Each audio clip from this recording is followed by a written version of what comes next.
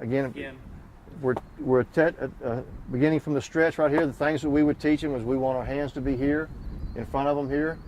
I want my knee up. Again, we try to have our foot under our knee, not out here like this. We want our foot under our knee, and then we're going to break together. We're going to be directional. So the thing you can try to correlate with them is the hand and the foot work together. So the lead foot and the hand are going to work, okay, opposite, together. The foot's going forward, the hand's going back, together. And again, the arm action on the break is huge. If you can get them to have their hand on top of the baseball, to be as long as possible, that's huge.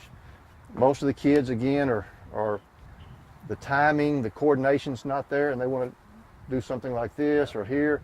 We want them to be circular. And again, I use that clock. Okay, I'll take my hands down, get up here.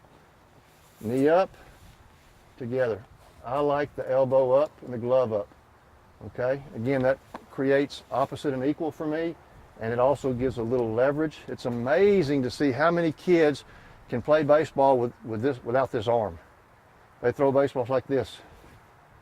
Okay, we have kids doing it on the high school level. We want them to be up here. Okay, pull and rotate. Okay, again, so knee up, elbow up, throw the target, and release the backside. Each kid will have a different take on that, but if you can get them to feel this, then the next progression is easy. You got your hands the same spot. We're going to step, turn, knee up. And now I'm right back where I was on the stretch. So I never really understood why we have a kid on the varsity says I can't do a windup. Okay, he can, he's just not comfortable with it. But it's the same for us the way we teach it. Boom. Break together and throw. Yeah. And again, just having a situation where they can throw to a target. Going back to playing catch, I'm sure some of you guys probably do. We play a point game. If I'm playing catch with you, you know, and you can hit points on the body, those are worth so many points. And we'll play to 20, whatever. And just getting them to focus on hitting the target. We had a game the other day. We were ahead 3-1. They bunted on us. Our pitcher picked it up and threw it bad to first. A pitcher. How can he throw it bad? He's a pitcher. Okay? Simple stuff. Simple stuff. It happens in the World Series a couple years ago also. So if I'm playing catch with you, I don't want to see you. I want to see the K on your shirt or the E or the S for baseball. I want to see whatever it is right there, and that's what I'm trying to hit. That's my target. So play some point games with them or whatever.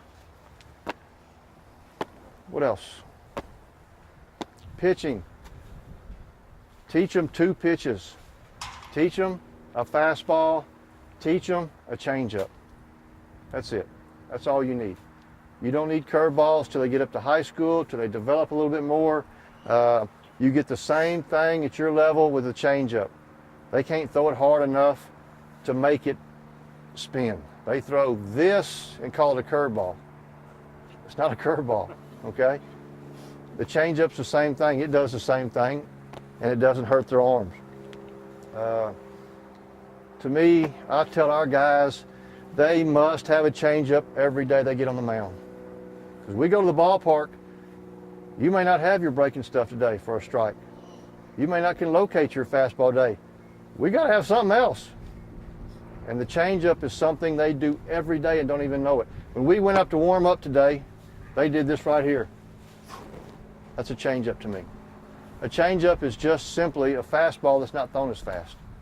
They use the same 4-seam grip, and they do it, and they get up there and they go, and they go boom, boom, boom, boom, perfect. And they'll get in the game and go, Coach, I can't throw that changeup. They don't want to throw it because they think it's going to end up on the batting cage over there, and it never does. Okay, teach them a changeup, and have fun with it. Make it a little slow changeup. Make it a little, whatever, variable speed. Coach, do you have a preference on your changeup? Circle or? Circle is impossible for y'all to throw with y'all's hand size that y'all deal with. I let them play with it. If they can throw the circle, then I say okay. But the bottom line is this: when I call changeup, you better be able to throw it in the zone. Now what happens is the circle change is such a high risk It takes a lot of feel and touch and practice that we may not throw. We may go fastball, fastball, curve, fastball, changeup. Now you've thrown 1 in 6 pitches, and you bounce it. That did us a lot of good.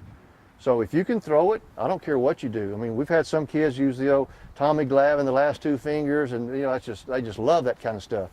The bottom line is we'll throw a 4-seam BP fastball.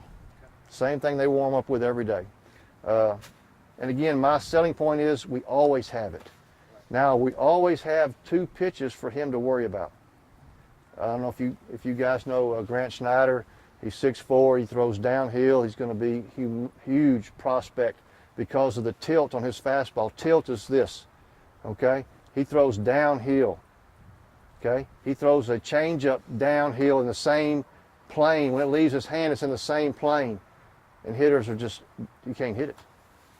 Now, Coach, my second pitch is my curveball. And his curveball comes out there, boop, in this plane. So when it's out of the hand, every hitter in America knows that's not his fastball. So in our last ball game, we made him go changeup instead, and he annihilated him. And after the game, he goes, man, I like my curveball.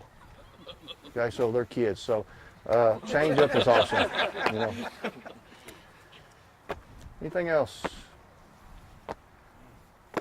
Anything specific for catchers? Catchers, if you can find somebody to put the gear on, he's worth his weight in gold. Okay, yeah, those guys are just they make every team almost because you got to have those guys. So again, catching is a whole art by itself. Put the gear on. If they can catch the baseball, then fall in love with that guy. My son-in-law was a catcher for the Blue Jays minor league. He's scouts now, and you know, we laugh all the time at how many few catchers are out there. But if you have a kid, and you know, pitchers and catchers are the first 2 things they look for. So if you're a dad looking for that ride at scholarship, make him a catcher.